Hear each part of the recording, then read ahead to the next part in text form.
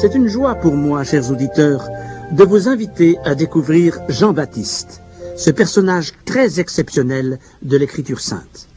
Il a été à la fois mystérieux et influent, méconnu et renommé, banni de la société et populaire parmi les foules.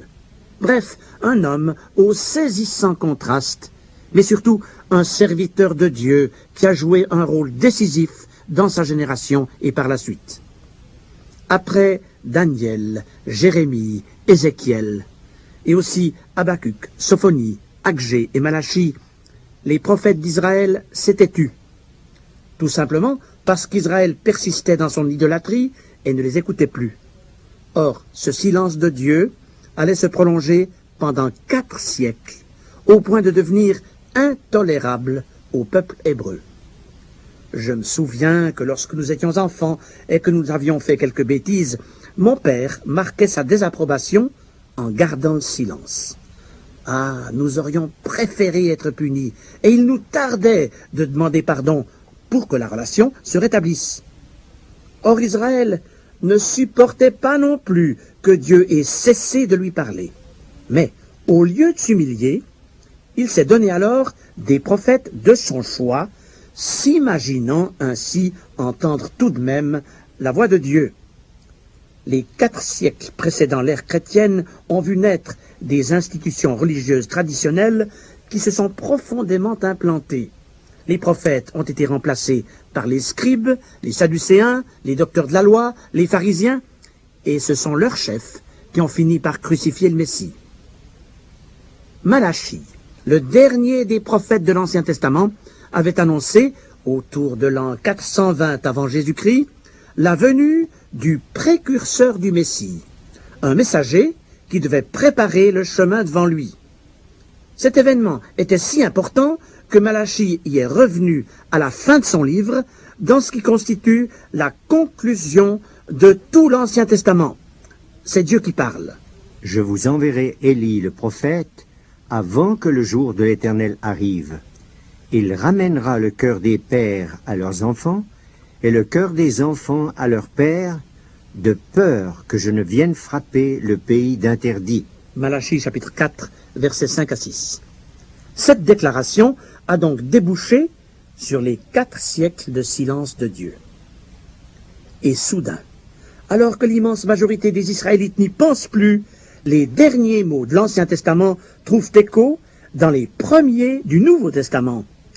Non pas les premiers mots sur le plan littéraire, si l'on considère la forme actuelle du Nouveau Testament, qui pour nous s'ouvre avec l'Évangile selon Matthieu, mais les premiers mots sur le plan chronologique, ce qui nous amène au début de l'Évangile selon Luc, où je vous invite à ouvrir votre Bible.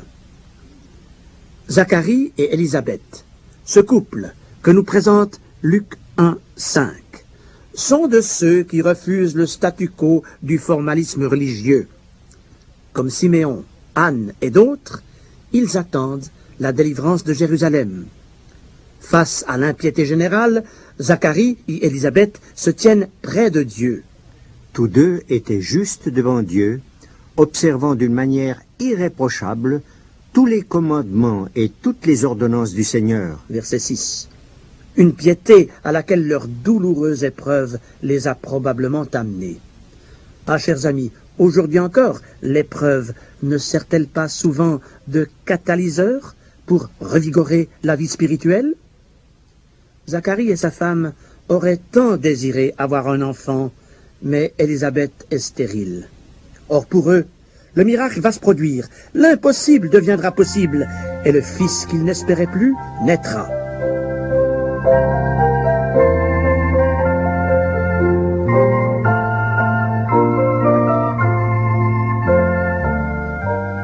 Zacharie le Lévite fait partie de la classe d'Abia, la 8e parmi les 24 officiant à tour de rôle dans le temple. Mais les prêtres sont si nombreux, ils étaient déjà 24 000 au temps de David, qu'ils n'ont peut-être même pas tous l'occasion d'offrir une fois dans leur vie le parfum sur l'autel d'or dans le sanctuaire. C'est donc un événement d'importance pour Zacharie lorsque le sort le désigne à cette fonction. Et Dieu choisit l'instant où Zacharie présente le parfum pour interrompre ce long silence du ciel, un ange lui apparaît et lui annonce la très prochaine naissance d'un fils, et cela dans les termes mêmes de la prophétie de Malachie. Il marchera devant Dieu avec l'esprit et la puissance d'Élie pour ramener les cœurs des pères vers les enfants et les rebelles à la sagesse des justes, afin de préparer au Seigneur un peuple bien disposé. Luc 1, 17. Pour Zacharie, la nouvelle est si bouleversante qu'il réagit à l'annonce de l'ange et est frappé de mutisme en raison de son incrédulité. Aussi, à sa sortie du temple, les nombreux Israélites qui l'attendent découvrent que quelque chose d'inhabituel et de divin vient de se produire. Une impression confirmée par la suite lorsqu'on apprend qu'un bébé va naître dans ce foyer de vieux parents. Et toute la région en parlera lorsqu'à la naissance de son fils, Zacharie retrouvera l'usage de la parole aussi soudainement qu'il l'avait perdu. Chacun s'interroge alors. Que sera donc cet enfant? Luc 1, 66. Son père Zacharie exprime lui le premier sa conviction à son sujet, verset 76. Et toi, petit enfant, tu seras appelé prophète du Très-Haut, car tu marcheras devant la face du Seigneur pour préparer ses voies. Devant la face du Seigneur, c'est-à-dire devant le Fils de Dieu. Oui, Jean-Baptiste a marché devant Jésus-Christ pour préparer ses voies. Il a été le messager du Seigneur dont Malachie avait parlé. Mais pas un messager à la manière des diplomates, des nonces apostoliques ou des ambassadeurs d'aujourd'hui. Personne n'a étendu de tapis rouge devant lui. Tout au contraire, Jean-Baptiste a choisi les solitudes désertiques pour cathédrale. Exactement ce qu'Ésaïe le prophète avait annoncé 6 siècles plus tôt. Une voix crie « Préparez au désert le chemin de l'Éternel, aplanissez dans les lieux arides une route pour notre Dieu. » Ésaïe chapitre 40, verset 3, voire Marc chapitre 1er, versets 2 et 3. Jean-Baptiste se référera à cette parole lorsqu'une délégation de sacrificateurs de Jérusalem viendra l'interroger au désert pour lui demander « Toi, qui es-tu? Es-tu Élie? Es-tu le prophète? Qui es-tu? » Afin que nous donnions une réponse à ceux qui nous ont envoyés. Que dis-tu de toi-même? Et Jean leur a répondu, « Moi, je suis la voix de celui qui crie dans le désert, aplanissez le chemin du Seigneur, comme a dit Ésaïe le prophète. » Évangile selon Jean, chapitre 1er, versets 19 à 23.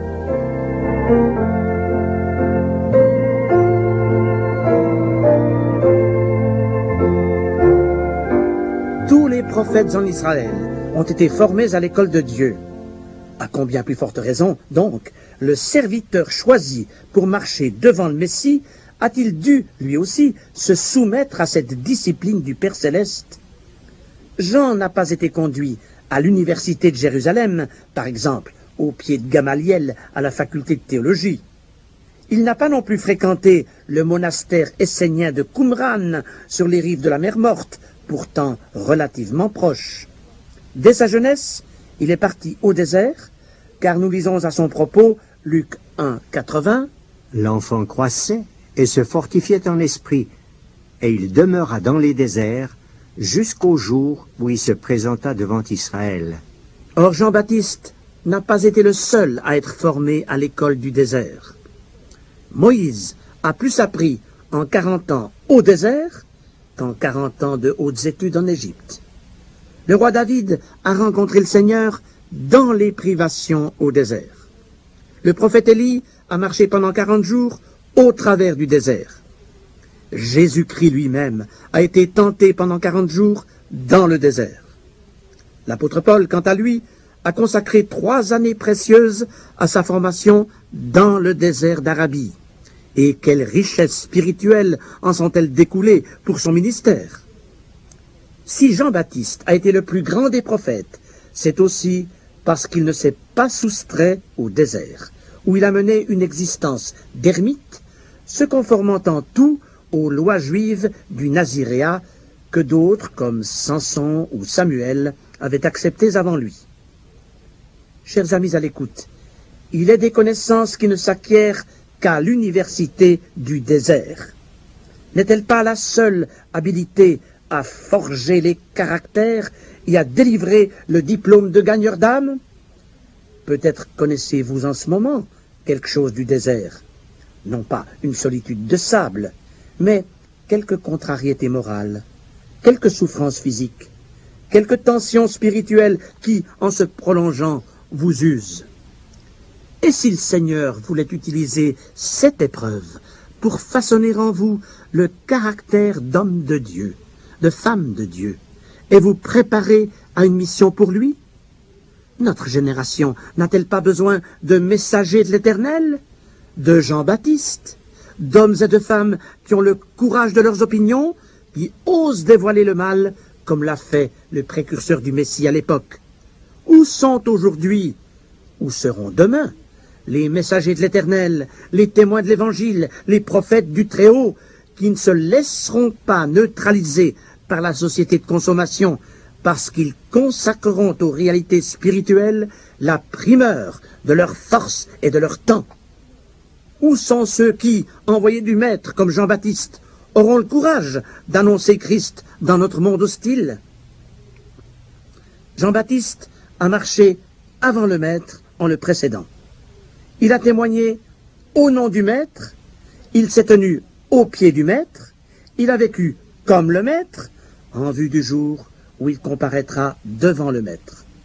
Ces 5 étapes constitueront la trame de notre étude sur Jean-Baptiste que nous poursuivrons dans nos 4 prochaines émissions. Mes chers auditeurs, en attendant de vous retrouver à l'écoute, que le Maître de Jean-Baptiste, notre bien-aimé Sauveur Jésus-Christ, vous rencontre, vous forme à son service et vous bénisse richement.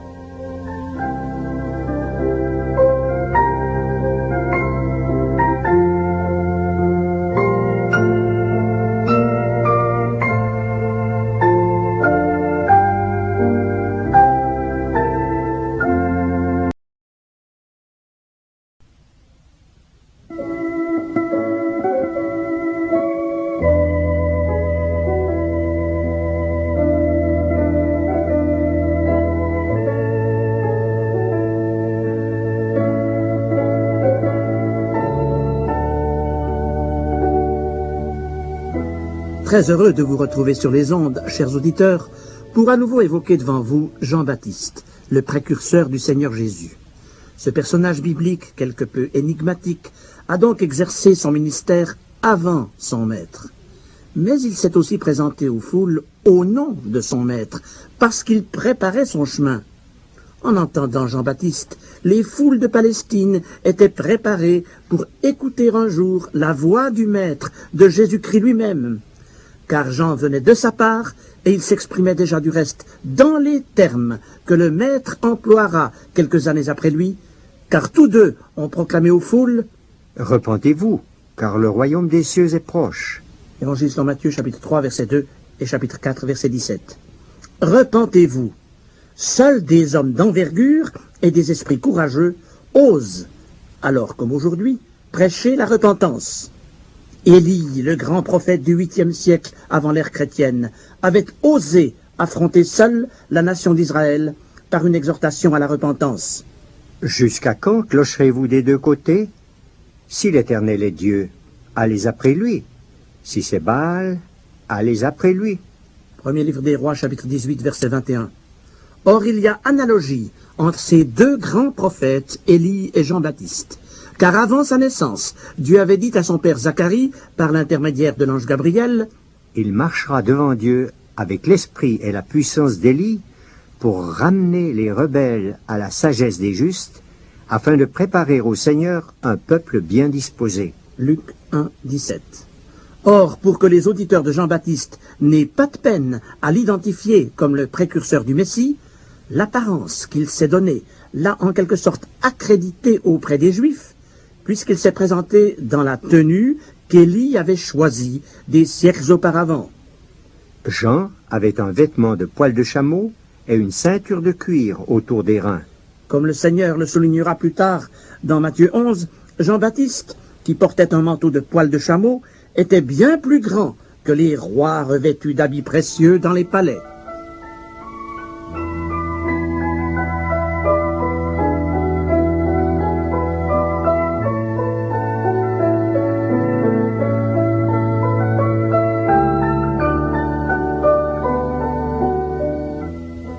Jean-Baptiste était une forte personnalité. Rien ne l'effrayait. Il dénonçait la violence et la débauche avec véhémence. Il plaidait la cause des humbles et reprenait vertement les orgueilleux. C'est avec audace qu'il a apostrophé les pharisiens venus se faire baptiser par lui, des hommes qui n'avaient aucune intention de se repentir. Espèce de vipère, qui vous a fait croire qu'en vous faisant baptiser, vous pourriez esquiver le jugement imminent de la colère de Dieu? Matthieu 3, 7. Nous avons cité l'excellente transcription d'Alfred Kuhn, à laquelle nous continuerons de nous référer. Jean s'adressait à toutes les catégories de la société. Si quelqu'un a 2 chemises, qu'il en donne une à celui qui n'en a pas. Si quelqu'un a de quoi manger, qu'il partage avec celui qui n'a rien. Au collecteur d'impôts, il déclarait « N'exigez rien au-delà des tarifs prescrits. » Et lorsque des soldats lui demandèrent à leur tour ce qu'ils avaient à faire, il leur répondit « Ne chicanez personne et ne commettez pas de violence. Ne cherchez pas querelle aux gens. N'extorquez pas d'argent sous la menace. Contentez-vous de votre solde. » Luc 3, 10 à 14. Comme le Seigneur l'a rappelé plus tard, Jean parlait avec une telle autorité que les foules le considéraient comme un envoyé de Dieu. À tous, Jean disait « Prouvez donc par vos actes que votre repentance est sincère et que vous voulez réellement changer de vie. » Luc 3, 8. Or, s'il est un mot mal compris, c'est bien celui de repentance. S'il est une expérience souvent escamotée, c'est bien celle-là. La repentance est un acte de volonté pour se détourner du mal, un changement d'état d'esprit et d'attitude face au péché. La repentance est le point de départ de toute vie chrétienne véritable. Une repentance sincère implique la confession du péché à Jésus-Christ et l'abandon de la pratique du péché. Jean ne baptisait que ceux qui se repentaient en s'engageant par un témoignage public. Vous le voyez, chers auditeurs, nous sommes ici bien loin des baptêmes infligés aux nouveau-nés, puisqu'il s'agissait d'un acte conscient auquel s'engageaient sciemment des adultes. Tout acte sincère de repentance coûte cher à l'orgueil de l'homme. Il est plus facile de s'y soustraire par des excuses que d'abandonner son péché. Les pharisiens et les docteurs de la loi, ou si vous préférez, les représentants du clergé juif, n'ont guère apprécié les invectives de Jean. Ils n'ont pas voulu se repentir publiquement et confesser leur hypocrisie. Ainsi se sont-ils exposés au jugement divin, un endurcissement de cœur qui s'est renforcé au cours des années, au point que le Seigneur Jésus dira d'eux « En ne se faisant pas baptiser par Jean, ils ont rendu nul à leur égard le dessein de Dieu. » Luc 7, 30. Et dire qu'il y avait pour ces terribles hommes qui ont fini par crucifier Christ un merveilleux dessein d'amour et de grâce de la part de Dieu, un plan duquel ils se sont privés en refusant de se repentir devant Jean-Baptiste au désert. La repentance était donc au centre du message de Jean. Pour lui, il était impératif que son peuple se prépare à l'imminente venue du Messie. Il fallait donc que les uns et les autres abandonnent la pratique du péché, se détournent du mal, s'amendent de leurs nombreuses fautes et recherchent la justice et la sainteté dans leur vie quotidienne.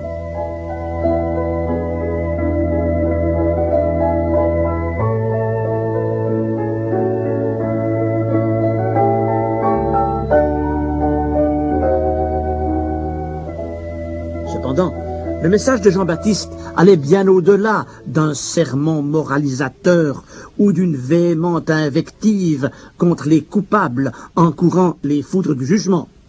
Il était pénétré d'espérance, puisque tous ses discours se focalisaient sur la personne du Messie qui allait bientôt se manifester.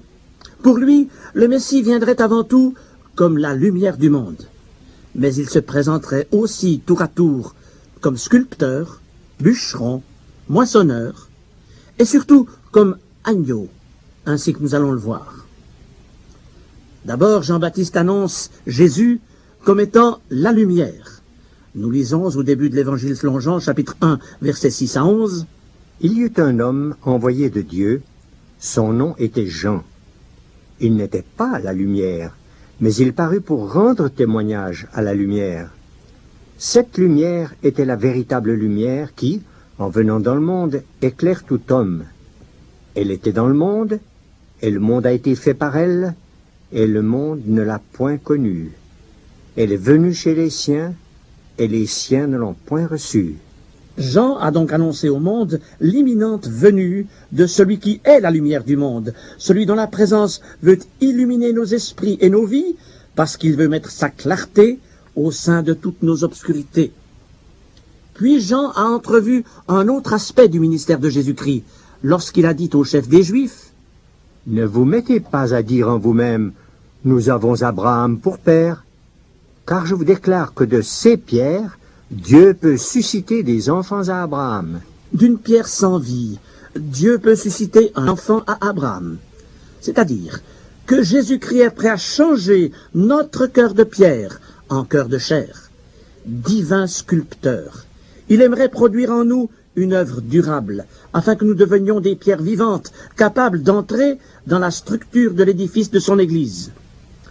Les enfants d'Abraham, selon l'Esprit, remplaceront donc, pour un temps, les fils d'Abraham selon la chair.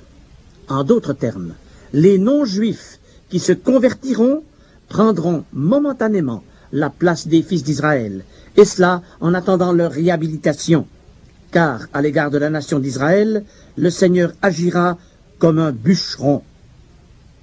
Déjà même, la cognée est mise à la racine des arbres. Tout arbre donc qui ne produit pas de bons fruits sera coupé et jeté au feu. Autrement dit, Israël, qui n'a pas porté les fruits que Dieu attendait, sera retranché pour un temps de ses privilèges religieux et dispersé loin de son pays, jusqu'au moment où il sera ramené dans son territoire et réintégré dans sa mission. Par ailleurs, la vision de Jean-Baptiste se polarisait encore sur le retour de Jésus-Christ en gloire pour juger le monde.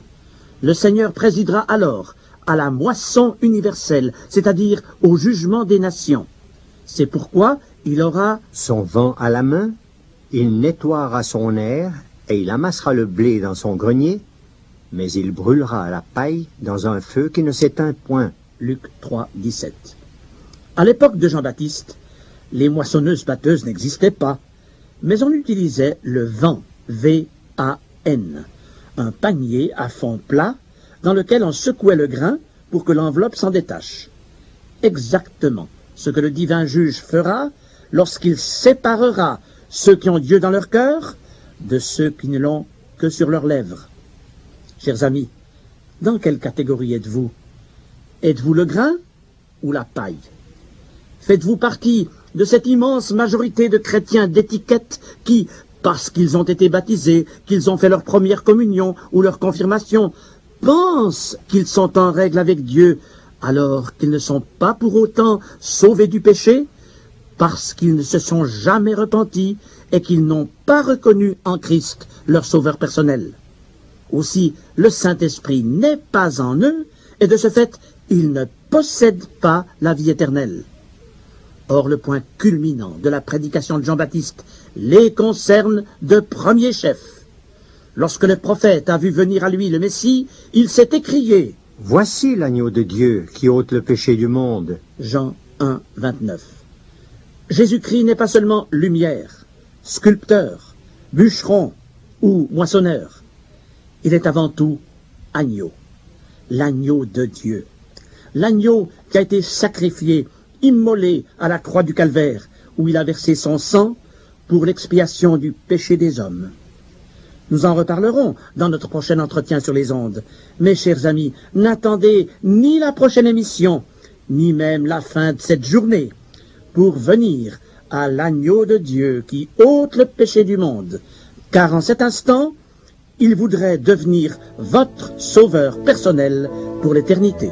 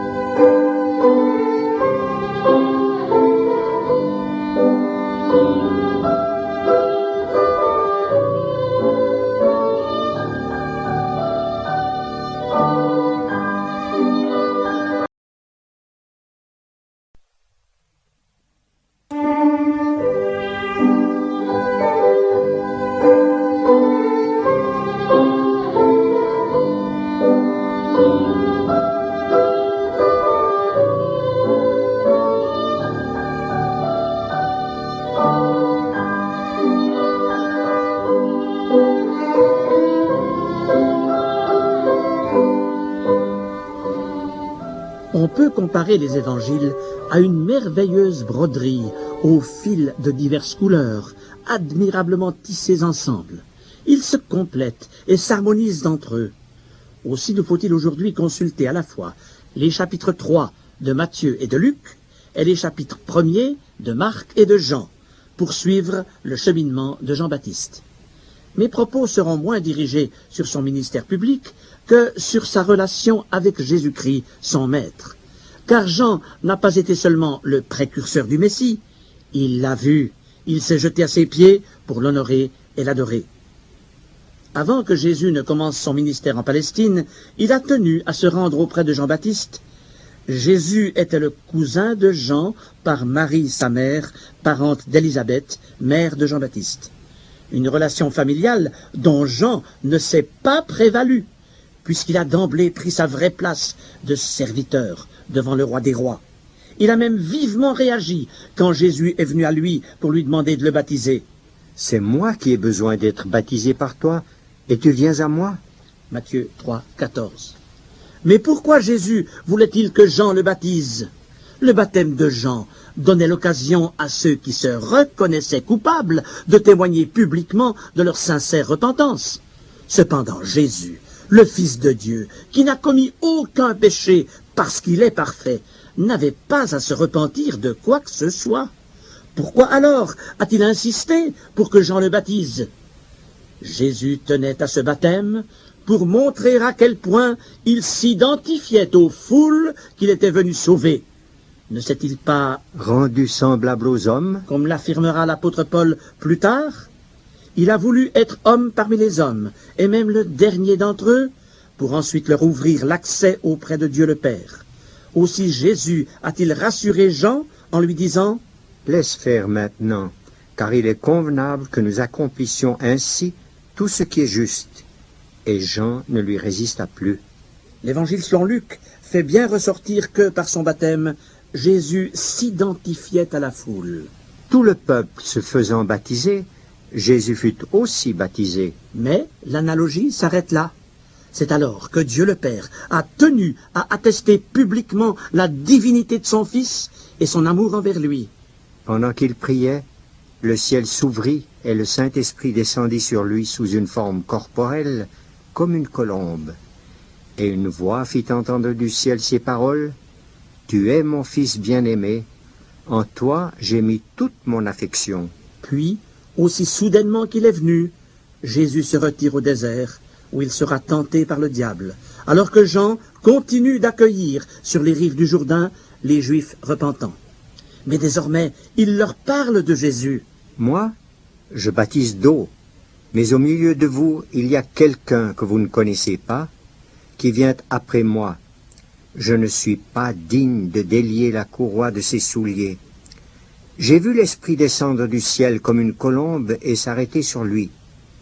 Je ne le connaissais pas, mais celui qui m'a envoyé baptiser d'eau m'a dit, « Celui sur qui tu verras l'Esprit descendre et s'arrêter, c'est lui qui baptise du Saint-Esprit. Et j'ai vu, et j'ai rendu témoignage qu'il est le Fils de Dieu. » Jean chapitre 1, versets 26 à 34. J'ai vu, je ne suis pas digne, c'est lui qui baptise du Saint-Esprit, il est le Fils de Dieu.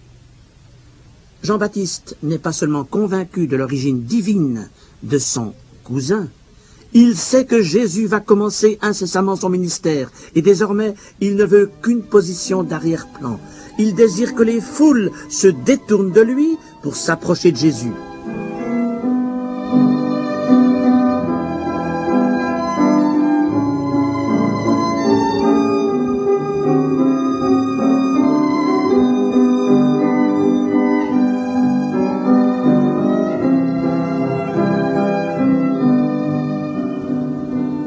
Jean-Baptiste, l'envoyé de Dieu, le précurseur annoncé par Ésaïe et par Malachie, le plus important de tous les prophètes, puisqu'il a été le seul d'entre eux à voir le Messie. Certes, Jean était grand aux yeux de Dieu. Jésus lui-même le confirmera plus tard. Je vous le dis en vérité, parmi ceux qui sont nés de femmes, il n'en a point paru de plus grand que Jean-Baptiste. Matthieu 11, 11. Mais maintenant Jean, le plus grand des prophètes, ne cherche qu'à rentrer dans le rang et à s'abaisser. La seule place qui lui convienne, c'est d'être au pied du Maître. Aux foules accourues au Jourdain, il déclare « Moi, je vous baptise d'eau pour vous amener à la repentance, mais celui qui vient après moi est plus puissant que moi, et je ne suis pas digne de porter ses souliers. Lui, il vous baptisera du Saint-Esprit et de feu. » Je ne suis pas digne de porter ses souliers, ou, comme nous le lisons dans les évangiles de Luc et de Jean, je ne suis pas digne de délier la courroie de ses souliers. Oh, combien l'extrême humilité de Jean l'élève à nos yeux. Jamais l'homme n'est si grand que lorsqu'il est par terre. Jean est par terre, au niveau des sandales de son maître. Et à ce propos, l'évangile de Marc, qui est l'évangile du service des peignants Christ dans ses attributs de parfait serviteur, l'évangile selon Marc, donc, fait ressortir 3 mots prononcés par Jean-Baptiste qui ne se trouvent pas dans les autres évangiles. Je ne suis pas digne de délier, en me baissant, la courroie de ses souliers. Marc 1,7. En me baissant. Jean-Baptiste s'abaisse. Chers amis à l'écoute, j'ai tant de peine à me baisser. Ah, je ne parle pas ici de nos courbatures ou de notre éventuelle raideur rhumatismale. Reconnaissons-le, nous avons tous, jeunes et aînés, tant de peine à nous abaisser et à prendre notre vraie place, la seule qui nous convienne devant Dieu, au pied du Maître. Même dans l'Église du Seigneur, tant d'hommes et de femmes se prennent tellement au sérieux qu'ils regardent les autres de haut. Que dis-je? Que nous regardons notre prochain du haut de notre prétendue grandeur. En notre époque d'humanisme effronté, où l'homme se met à la place de Dieu, le chrétien se laisse trop souvent, et parfois inconsciemment, porter au pinacle de l'ambition par cet irrésistible courant ascendant que le Nouveau Testament appelle l'orgueil de la vie. Même dans l'Église, il est des fidèles, voire des conducteurs spirituels, prêts à se battre entre eux pour sauvegarder leur position et leur fonction, ou encore à l'office qu'ils convoitent. Mais le Saint-Esprit en est contristé, la gloire de Dieu en est ternie, car chaque fois que l'homme se met en avant, il assombrit l'image de marque de son Seigneur. Dans l'histoire de l'Église, aucun mouvement de réveil authentique ne s'est jamais produit sans qu'il soit précédé d'un profond sentiment d'indignité. À quand donc les prières d'humiliation et de repentir au sein du peuple de Dieu? Ah, il est plus facile de maintenir devant les hommes une vie de piété et un zèle religieux que de dire, comme Jean-Baptiste, « Je ne suis pas digne. » Accepterons-nous enfin de nous abaisser comme Jean-Baptiste et de devenir à la fois petits à nos yeux et les derniers devant ceux qui nous entourent?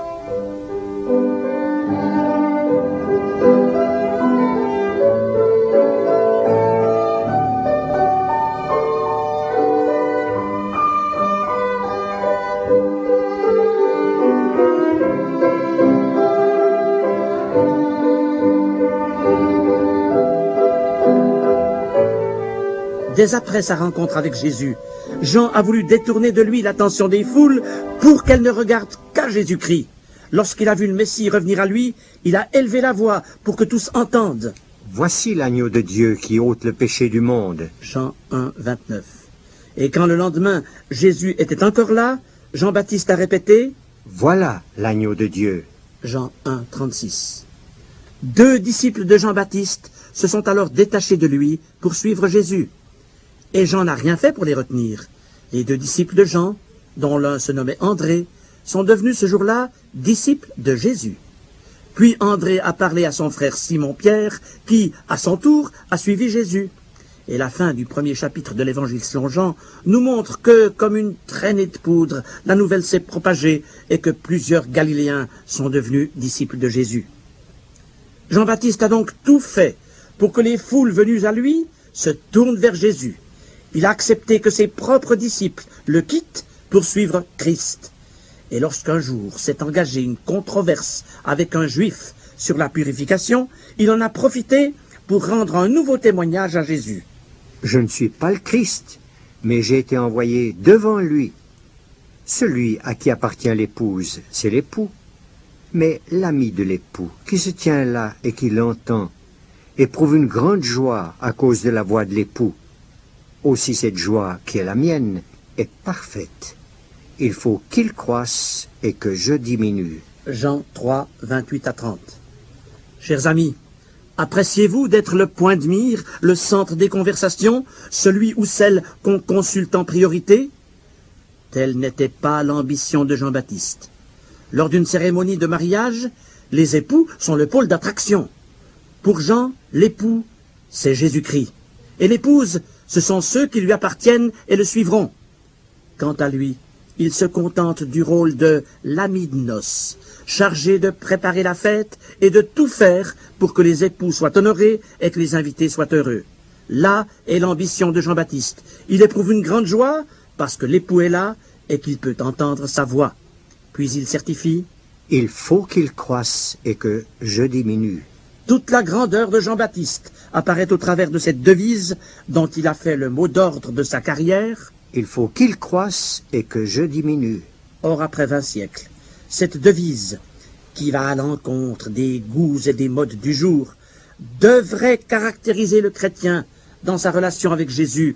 Elle devrait caractériser l'Église tout entière, que le Seigneur convie à ses pieds pour l'adorer et le glorifier. Alors, voulons-nous accepter la voie que Jean-Baptiste nous trace et faire nôtre cette devise? Il faut qu'il croisse et que je diminue. Que le Seigneur de Jean-Baptiste vous bénisse richement.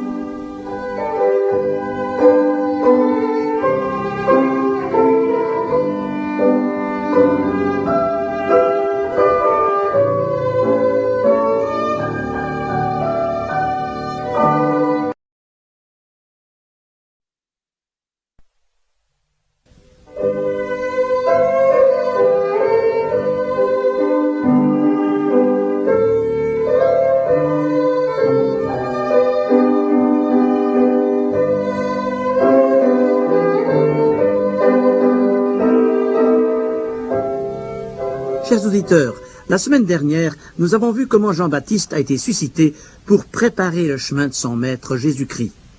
Le message qu'il proclamait au désert atteignait toutes les classes de la société. Et c'est ainsi qu'il pénétra même dans le palais d'Hérode Antipas, ce roi fourbe et vil qui vivait dans l'adultère, et à qui Jean-Baptiste a dit, Marc 6, 18, « Il ne t'est pas permis d'avoir la femme de ton frère. » Ah, il fallait du courage à Jean pour exhorter le roi de changer de vie. Mais comment les foules auraient-elles trouvé son message crédible s'il n'avait convié que les pauvres à la repentance en ménageant les riches et les grands de ce monde? Or, Hérode ne voulait surtout pas changer de conduite.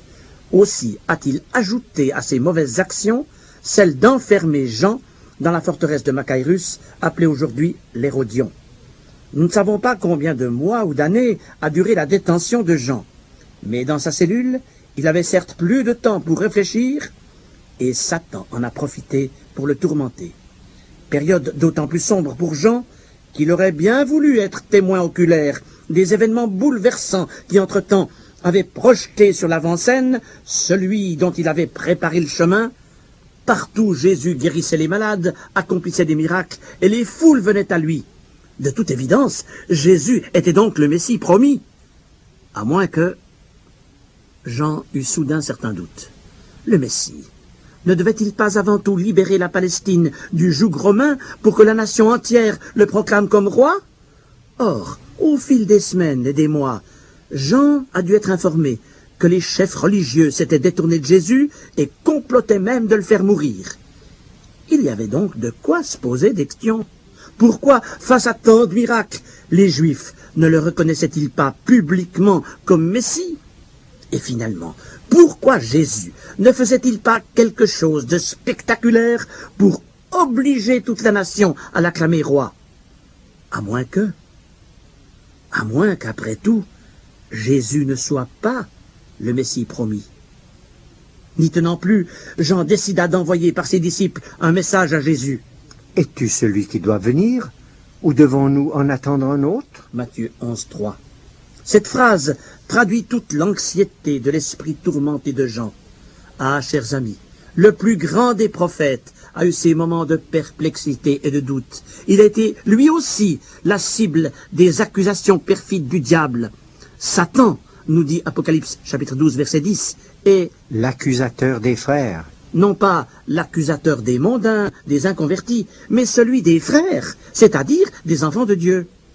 Alors, avons-nous lieu d'être surpris que le diable se fasse un malin plaisir de nous viser aussi par ses attaques, cherchant à neutraliser nos volontés et à paralyser notre résistance spirituelle? Cependant, comment pouvons-nous parer à ces flèches empoisonnées? L'Écriture nous dit: Prenez le bouclier de la foi, avec lequel vous pourrez éteindre tous les traits enflammés du malin. Épître aux Éphésiens, chapitre 6, verset 16. Par sa réponse, Jésus a en quelque sorte tendu le bouclier de la foi à Jean jusque dans sa prison. L'Ancien Testament avait prévu que les miracles messianiques authentifieraient celui que Dieu allait envoyer. Or Jean ne devait-il pas à son tour interpréter par l'Écriture sainte les événements dont il était le témoin à distance depuis sa cellule de prisonnier? Aussi ses propres disciples lui ont-ils transmis cette réponse de Jésus: Allez rapporter à Jean ce que vous entendez et ce que vous voyez. Les aveugles voient, les boiteux marchent, les lépreux sont purifiés, les sourds entendent, les morts ressuscitent, et la bonne nouvelle est annoncée aux pauvres. Heureux celui pour qui je ne serai pas une occasion de chute. Matthieu 11, versets 4 à 6. Peut-être que les disciples de Jean ont encore pu lui communiquer quelque chose de leur enthousiasme, puisqu'à l'heure même, selon Luc 7, Jésus avait opéré plusieurs guérisons extraordinaires.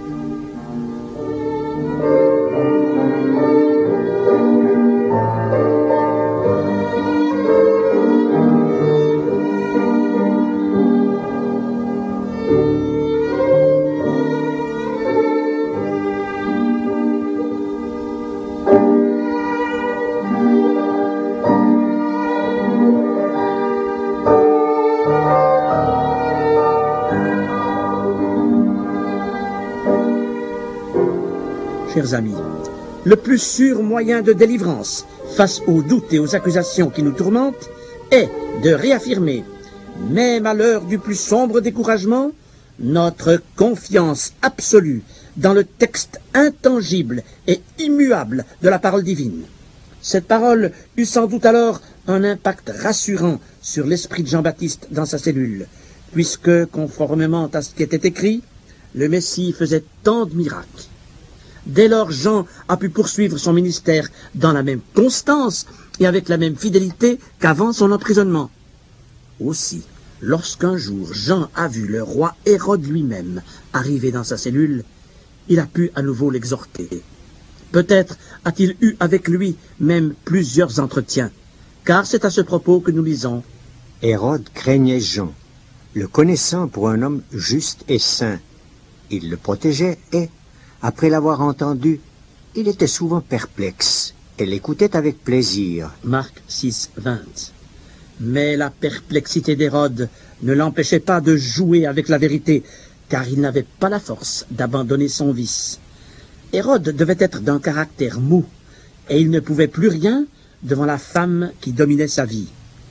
Or Satan guettait son occasion. Un jour propice arriva, lorsqu'Hérode, à l'anniversaire de sa naissance, donna un festin assez grand aux chefs militaires et aux principaux de la Galilée. Marc 6, 21. Chers auditeurs, Satan ne connaît-il pas les jours propices où il pourra nous surprendre dans nos points faibles pour ensuite nous assujettir et nous vaincre? Il guette les occasions favorables pour nous faire tomber, comme il le fit pour Hérode, victime à la fois de sa passion et de son orgueil. Hérodias, la maîtresse d'Hérode, avait une fille nommée Salomé qui, après le repas, a dansé et plu à tous les convives. Peut-être Hérode était-il sous l'effet des vapeurs de l'alcool et qu'il ne se contrôlait plus tout à fait. Toujours est-il qu'il a fait alors à Salomé une proposition démentielle. « Demande-moi ce que tu voudras, et je te le donnerai. Ce que tu me demanderas, je te le donnerai, serait-ce la moitié de mon royaume. » Marc 6, 22 à 23. Hérode n'a sans doute pas mesuré ses paroles, car il était suffisamment accroché au pouvoir pour ne vouloir céder aucune portion de sa souveraineté. Face à cette offre insensée, Salomé elle-même n'a pas su que demander. Mais elle s'est empressée de consulter sa mère, qui, elle, n'a pas voulu rater une si belle occasion pour se débarrasser enfin de Jean-Baptiste, le trouble fait de son pseudo-foyer. Exiger immédiatement la tête de Jean-Baptiste mettra certes Hérode dans l'embarras, mais devant les convives, il n'osera se rétracter, et il sera obligé d'obtempérer. Et l'on verra bien alors ce que deviendront ses scrupules de conscience qui jusqu'ici l'avaient rendu perplexe au sujet du prophète. Sitôt dit, sitôt fait. Et un garde est revenu de la forteresse avec la tête de Jean-Baptiste sur un plat, Marc 6, 28. Ainsi, par la sordide intervention d'une femme despote, dominant un roi vicieux, périt le plus grand des prophètes, le précurseur du Messie.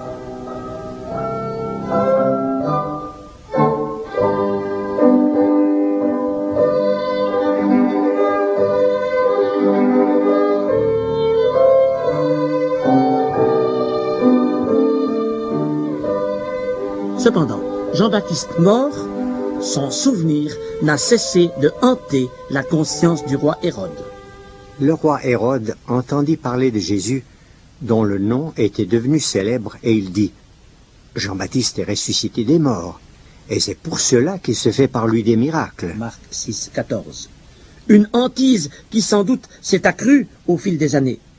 Et le jour vint où, alors que la Pâque des Juifs était célébrée en grande pompe à Jérusalem, Jésus a été arrêté sur l'ordre des autorités religieuses pour être amené devant Pilate, le gouverneur romain. Pilate, ayant appris que Jésus était de la juridiction d'Hérode, s'empressa alors de le lui renvoyer. Lorsqu'Hérode vit Jésus, il en eut une grande joie, car depuis longtemps il désirait le voir à cause de ce qu'il avait entendu dire de lui, et il espérait qu'il le verrait faire quelques miracles. Il lui adressa beaucoup de questions, mais Jésus ne lui répondit rien. Hérode, avec ses gardes, le traita avec mépris. Luc 23, 8 à 11. Pourquoi Jésus n'a-t-il rien répondu à Hérode? Parce qu'il avait déjà eu son occasion, que dis-je, ses multiples occasions pour se repentir, et surtout qu'il avait piétiné la vérité de Dieu en ordonnant l'assassinat de Jean-Baptiste. Fait infiniment solennel, Hérode s'était ainsi exclu de toute possibilité de repentance et d'accès à la vie éternelle. Et il en sera de même, hélas, pour d'innombrables âmes qui découvriront un jour, trop tard, qu'il aurait fallu se décider pour Dieu au moment opportun. C'est pourquoi permettez-nous d'insister auprès de vous, chers auditeurs, en vous suppliant, avec l'auteur de l'Épître aux Hébreux, chapitre 4, verset 7, « Aujourd'hui, si vous entendez sa voix, n'endurcissez pas vos cœurs. » Bien que nous consacrerons encore une émission à Jean-Baptiste, constatons-le d'emblée, Jean a été un serviteur digne de son divin maître. Comme Jésus-Christ, il a été rejeté. Il a été l'objet d'un vil complot. Il a été arrêté par les hommes. Il a connu les tourments. Il a souffert. Il a été frappé injustement. Il a connu une mort brutale. Mais comme son maître, il a été victorieux au travers de sa faiblesse. Et avec son maître, il partagera la gloire et la récompense destinées à ceux qui auront vaincu. Alors, chers amis, êtes-vous d'accord de suivre les traces de Jean-Baptiste, qui sont celles de Jésus-Christ? Êtes-vous prêts à souffrir avec Jésus-Christ pour qu'un jour vous ayez part à son règne? N'oublions pas la promesse. Si nous persévérons, nous régnerons aussi avec lui. Deuxième épître à Timothée, chapitre 2, verset 12. Que le Seigneur vous bénisse.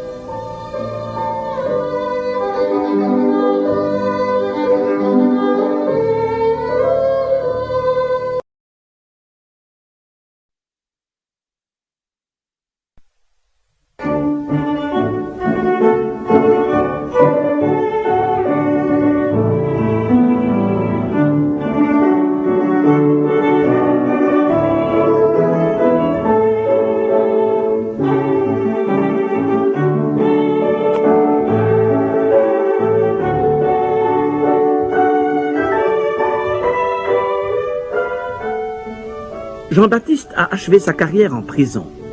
Devant les hommes, il avait paru comme un messager annonçant les foudres du jugement de Dieu, mais aussi comme un témoin éphémère, sitôt disparu, sitôt oublié. Cependant, Jean, qu'était-il aux yeux de Jésus-Christ, son divin maître? Il nous faut bien consacrer une émission à ce grand sujet, car à plusieurs reprises, le Seigneur a parlé de Jean-Baptiste, soit avant, soit après sa mort.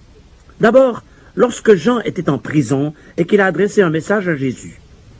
Après le départ des envoyés de Jean, Jésus a demandé à ceux qui l'entouraient: « Qu'êtes-vous allé voir au désert? Un roseau agité par le vent?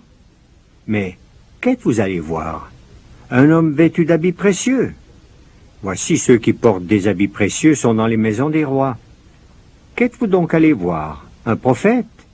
Oui, vous dis-je, et plus qu'un prophète. » Peut-être certains considéraient-ils Jean-Baptiste comme un étrange visionnaire. Mais pour le Seigneur, il était le plus grand des prophètes. Aussi a-t-il ajouté: « C'est celui dont il est écrit: Voici, j'envoie mon messager devant ta face pour préparer ton chemin devant toi.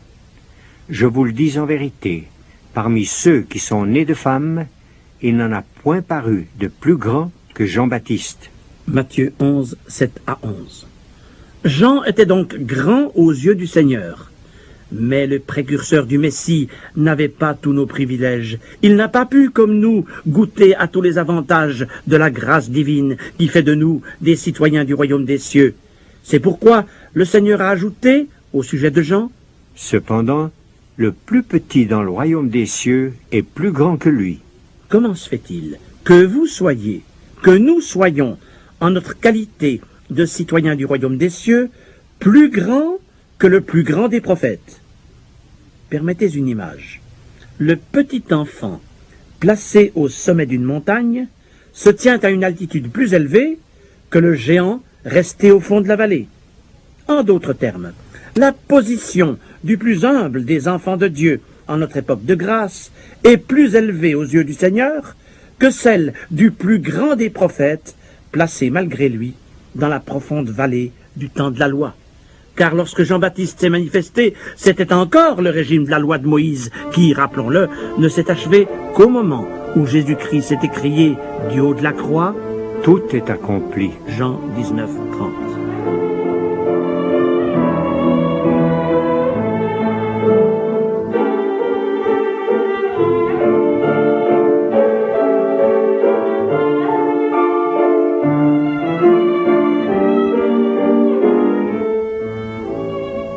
Passons plus loin.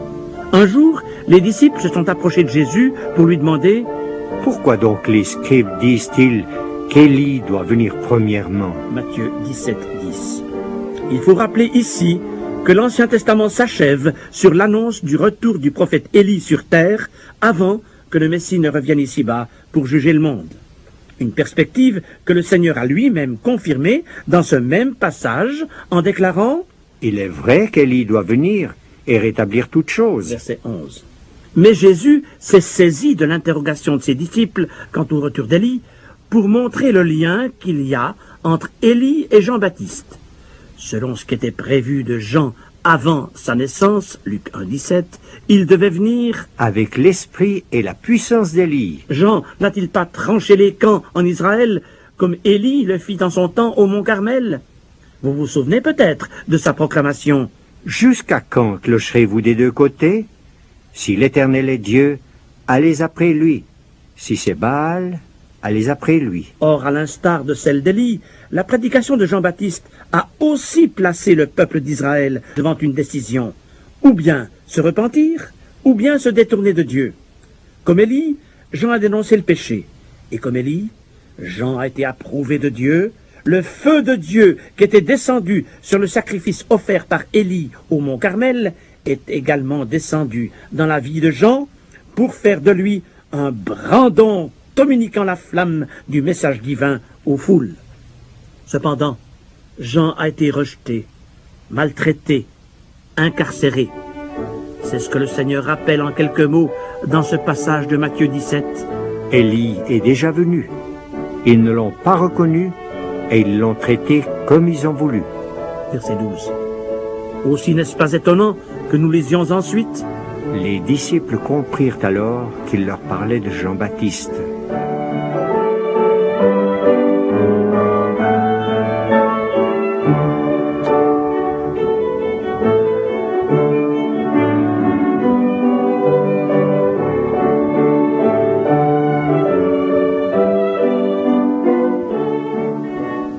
Nouvelle occasion où Jésus-Christ évoque Jean-Baptiste, c'est lorsque les pharisiens et les docteurs de la loi lui ont demandé: Par quelle autorité fais-tu ces choses? Et qui t'a donné cette autorité? Matthieu 21, verset 23. Alors Jésus les a mis dans l'embarras, leur posant à son tour une question: Le baptême de Jean, d'où venait-il? Du ciel ou des hommes?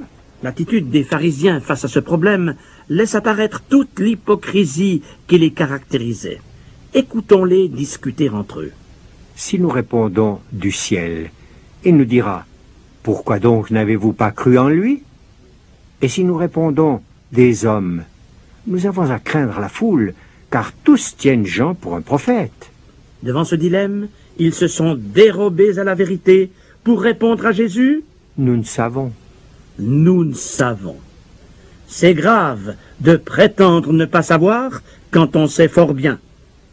Et dire qu'en notre fin de siècle, il y en a beaucoup qui savent fort bien que la Bible et son message procèdent de Dieu, mais ne veulent pas se repentir de leurs fautes, préférant adopter une attitude d'indifférence devant le plaidoyer de grâce adressé du ciel aux hommes.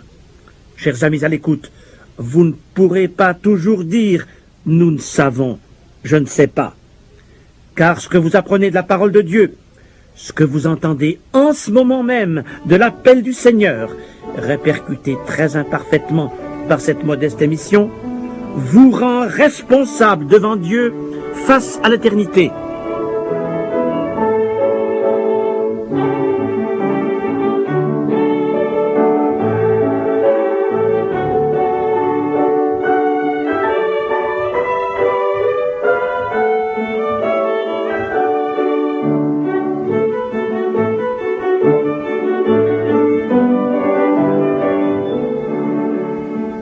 Permettez-moi de m'arrêter encore à un dernier témoignage rendu par Jésus au sujet de Jean-Baptiste, et cela sans doute comme un hommage posthume. Jean était la lampe qui brûle et qui luit, et vous avez voulu vous réjouir 1 heure à sa lumière. Jean 5, 35. Par ces mots, le Seigneur s'adressait d'abord aux Juifs de Jérusalem, comme s'il leur disait: la lampe que Dieu avait allumée en la personne de Jean-Baptiste s'est éteinte pour vous. Vous n'avez pas su profiter de l'opportunité qui vous était offerte. Maintenant, c'est trop tard. Vous avez refusé la grâce de Dieu et vous avez choisi vous-même votre sort éternel de perdition, loin de la lumière divine. Un verdict confirmé d'ailleurs par cette autre parole du Seigneur prononcée à cette même époque. Les pharisiens et les docteurs de la loi, en ne se faisant pas baptiser par lui, ont rendu nul à leur égard le dessein de Dieu. Luc 7, 30. Comme nous l'avons déjà dit, Dieu avait un dessein de grâce et d'amour, même pour ces pharisiens et ces docteurs de la loi, qui par la suite l'ont condamné. Cependant, les chefs religieux d'Israël se sont écartés du plan de Dieu, et pour eux, la lumière s'est définitivement éteinte, parce qu'ils ont sombré dans les ténèbres de l'incrédulité. Mais par cette parole, Jean était la lampe qui brûle et qui luit. Le Seigneur voulait aussi nous présenter son précurseur comme un témoin modèle dont nous sommes appelés à suivre les traces. La juxtaposition des deux verbes « brûler » et « luire » m'a parlé. Que de gens veulent luire sans brûler. Résultat, ils ne brillent ni ne brûlent. Car nul ne peut luire sans brûler d'abord. En d'autres termes, nul ne peut apporter la lumière divine dans le monde sans qu'auparavant le feu de Dieu ne le consume. Notre génération n'a que faire des beaux parleurs qui prêchent un évangile social et qui scintillent comme des feux follets sans éclairer ni réchauffer. Elle attend le message de Dieu transmis par des hommes et des femmes qui ne se ménagent pas et qui ont renoncé à tout parce que leur cœur brûle de l'amour divin pour les âmes. Chers amis, Jean fut la lumière qui brûle et qui luit. Il aurait pu connaître les honneurs humains, mais il a préféré la solitude du désert. Il aurait pu se nourrir de repas princiers, il s'est contenté des sauterelles des rives du Jourdain. En d'autres termes, il s'est soustrait à la vie facile et à la popularité pour proclamer le message dynamique de la repentance, un message qui suscitait partout l'opposition. Or, aujourd'hui, nous avons à présenter, comme Jean-Baptiste, un message qui tranche, celui de la croix du calvaire. Scandale pour les Juifs et folie pour les païens, mais puissance de Dieu et sagesse de Dieu pour ceux qui sont appelés, tant juifs que grecs. Premier épître aux Corinthiens, chapitre 1er, versets 23 à 24. Et c'est toujours ainsi. La croix sépare les camps. Quand elle est annoncée en vérité et en puissance, le vice est démasqué, les situations sont mises en ordre, et le mal ne peut plus cohabiter avec la vraie piété. La lampe de Jean a brillé à l'époque sur toute la Palestine.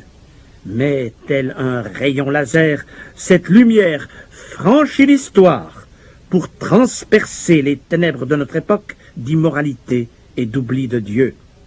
Chers amis, ne pensez-vous pas que notre génération a besoin de nouveaux Jean-Baptiste qui, avec un cœur brûlant de l'amour de Dieu, détourneront les âmes de la perdition?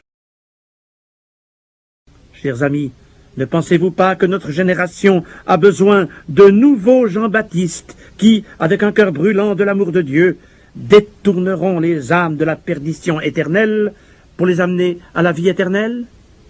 Oh, qu'à l'instar de Jean-Baptiste, nous remplissions tous les conditions qui permettront au Seigneur de nous employer pour la propagation de son évangile et pour le salut des âmes. Et pour cela, soyons prêts d'être comme Jean-Baptiste, rejetés avec le Maître. Tenons-nous au pied du Maître pour recevoir ses instructions, puis témoignons au nom du Maître, afin qu'un jour nous puissions, comme Jean-Baptiste, nous tenir devant le Maître et l'entendre dire « C'est bien, bon et fidèle serviteur, entre dans la joie de ton Maître. » Matthieu 25, 21. Que le Seigneur vous bénisse richement.